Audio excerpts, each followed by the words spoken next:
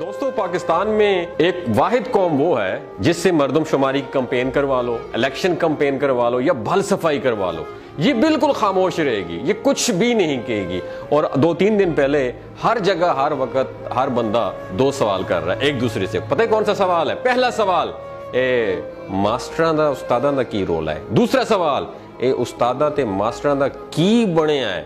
دوستو میں آج ان 2 سوالوں کے جوابات دینے کی کوشش کروں گا۔ سب سے پہلے تو یہ اساتذہ کا مسئلہ بالکل بھی نہیں ہے، بلکہ یہ 2 طاقتور ادارے چھوڑ کر باقی تمام ملازمین کا مسئلہ ہے۔ اس میں آپ بھی شامل ہیں، میں بھی شامل ہوں۔ مسئلہ یہ ہے کہ ملازمین کو نوکری دیتے وقت آئین نے جو حقوق دیے تھے، اب وہ تمام حقوق ختم کیے جا رہے ہیں۔ گریڈ 1 کے سویپر سے لے کر گریڈ 20 کے آفیسر تک ہر بندہ، یاد رکھیے، نوکری کے پہلے دن سے لے کر آخری دن تک اپنی اصل تنخواہ سے کٹوتی کرواتا ہے۔ پتہ ہے کیوں کرواتا ہے؟ وہ اس لیے کرواتا ہے کہ جب میں ریٹائرڈ ہو جاؤں گا تو ریٹائرمنٹ ملے گی، جس سے اپنی بیٹی کی شادی کر لوں گا یا پھر اپنے بوسیدہ مکان کی مرمت کر لوں گا۔ اب حکومت یہ حق بھی ختم کر رہی ہے۔ ایک انسان کوئی بزنس کرتا ہے تو وہ بزنس اس کی وفات کے بعد اس کے بیٹے اور اس کے بعد نسل در نسل ٹرانسفر ہو جاتا ہے اور پھیلتا بھی جاتا ہے، ایکسپینڈ کرتا ہے۔ یاد رکھیے، ایک سرکاری ملازم اپنی آدھی زندگی تعلیم میں اور پھر 60 سال تک کی عمر اپنے ڈپارٹمنٹ کو دیتا ہے کہ ریٹائرمنٹ کے بعد جب میں بوڑھا ہو جاؤں گا تو گورنمنٹ میرا سہارا بنے گی، گورنمنٹ مجھے سپورٹ کرے گی۔ ان کی پینشن، یاد رکھیے، اب ختم ہو رہی ہے۔ جب سب ملازمین کا مسئلہ ہے تو ٹیچر کیوں احتجاج کر رہے ہیں؟ میرا سب سے بڑا سوال ہے، باقی ڈپارٹمنٹ ادارے کیوں نہیں، باقی محکمے کیوں نہیں کر رہے؟ اس کا جواب یہ ہے کہ 7.5 لاکھ فوج کے بعد دوسرے نمبر پر سب سے زیادہ تعداد اساتذہ کی ہے، وہ سب متاثر ہو رہے ہیں، اس لیے احتجاج کر رہے ہیں۔ اب سوال یہ ہے کہ سکولز کی تالا بندی کر کے بچوں کا تعلیمی حرج کیوں کیا جا رہا ہے؟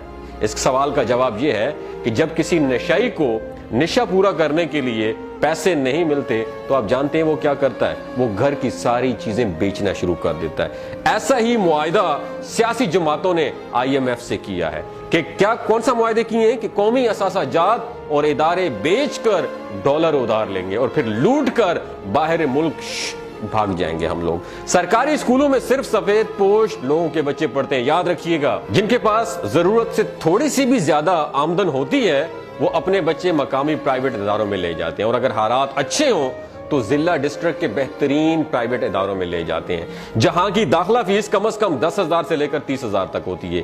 یہ باتیں میں فرضی کہانیاں نہیں بتا رہا ہوں، میں نے بھی ایک سرکاری جاب کی ہے، مجھے بھی پینشن مل رہی ہے، اور میں یہ اپنے لیے نہیں، میں تمام اساتذہ کے لیے چیخ رہا ہوں، تمام اداروں کے لیے چیخ رہا ہوں جن کی پینشن ختم ہو رہی۔ میں الحمدللہ اچھا خاصا کما رہا ہوں، پینشن نہ بھی ہو تو کوئی فرق نہیں پڑتا، لیکن ان کے لیے ضرور بولوں گا جنہوں نے ہمیں اپنے پاؤں پہ کھڑا کیا، جنہوں نے ہمیں جینا سکھایا۔ یاد رکھیے، سرکاری ملازمت کو، کچرا حکومت کو یہ ٹاسک دیا گیا ہے کہ سرکاری سکولز کو بیچ دو، پرائیویٹائز کر دو۔ ان کے انکار کے بعد ہم عوام میں جانے کے قابل نہیں رہیں گے۔ جاتے جاتے انہوں نے کیا کیا؟ یہ قانون پاس کروا دیا کہ نگران حکومت اپنے فرض الیکشن کروانے کے علاوہ ہر وہ کام کروا سکتی ہے جس کی پہلے آئین میں اجازت ہی نہیں تھی۔ نگران حکومت اپنے ٹاسک کو پورا کرتے ہوئے سرکاری سکولز کو غیر ملکی NGOs کو بیچ رہی ہے، جو اپنی مرضی کی فیسیں لیں گے اور اپنی مرضی کا سلیبس پڑھائیں گے، جہاں ایک طرف روح ایمانی کا خاتمہ اور دوسری طرف سفید پوش لوگوں کے لیے تعلیم دلوانا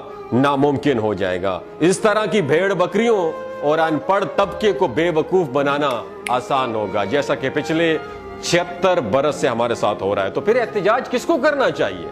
کیا تعلیم صرف ملازمین نے اپنے بچوں کو دلوانی ہے؟ اگر تو باقی عوام بھیڑ بکریاں ہیں تو پھر واقعی ماسٹراں دا رولا ہے، اگر نہیں ہے تو یہ رولا آپ سب کا ہے، یہ رولا میرا ہے، اس رولے کو اپنا سمجھیے۔ یاد رکھیے دوستو، بلا شبہ کسی قوم کی ترقی کا راز اس کی علمی استعداد میں پنہاں ہوتا ہے، اور تعلیم کے میدان میں آگے بڑھنا اور قابل اور مخلص اساتذہ کے بغیر بالکل بھی ممکن نہیں ہے۔ بدقسمتی سے ہم تو اس راز کو نہ سمجھ پائے، لیکن اہل مغرب نے استاد کی اہمیت کو خوب جانا اور دل سے مانا ہے۔ اس کی ایک خوبصورت اور اچھی مثال میں آپ کے سامنے پیش کرنا چاہتا ہوں جو کہ مشہور دانشور میرے استاد محترم اشفاق احمد نے بتائی تھی۔ وہ بتاتے ہیں کہ جب میں اٹلی کے شہر روم میں مقیم تھا تو ایک بار اپنے جرمانہ بر وقت ادا نہ کرنے پر مجھے مجسٹریٹ کی عدالت میں پیش ہونا پڑا۔ جب جج نے مجھ سے پوچھا کہ جرمانے کی ادائیگی میں تاخیر کیوں کی تو وہ کہتے ہیں کہ میں نے بتایا کہ آئی ایم اے ٹیچر، میں ٹیچر ہوں اور کچھ دنوں سے مصروف تھا اس لیے جرمانہ ادا نہیں کر پایا۔ اس سے پہلے کہ وہ بتاتے کہ میں جملہ مکمل کرتا جج اپنی جگہ سے کھڑا ہو گیا اور بآواز بلند کہنے لگا۔ وہ جملہ پتہ ہی کون سا تھا؟ آپ نے دماغ کی کھڑکیوں کو کھول کے سننا ہے، میں یہ حکمرانوں کو ڈیڈیکیٹ کرنا چاہتا ہوں۔ وہ بتاتے ہیں کہ جج نے کہا کہ عدالت میں ایک استاد تشریف لائیں، a teacher is in the court. یہ سنتے ہی عدالت میں موجود سب لوگ اپنی نشستوں سے کھڑے ہو گئے۔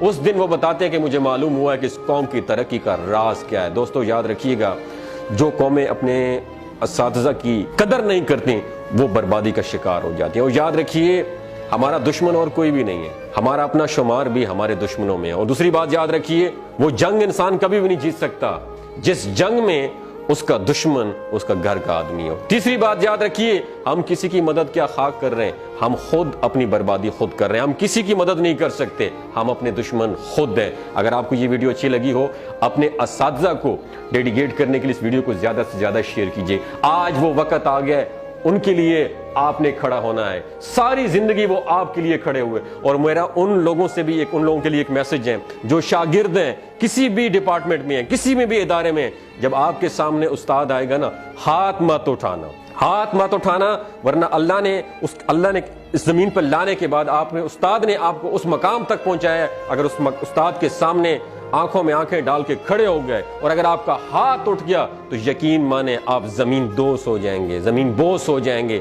خیال رکھیے گا یہ گناہ کہیں آپ سے سرزد نہ ہو جائے۔ اپنے اساتذہ کے آپ کے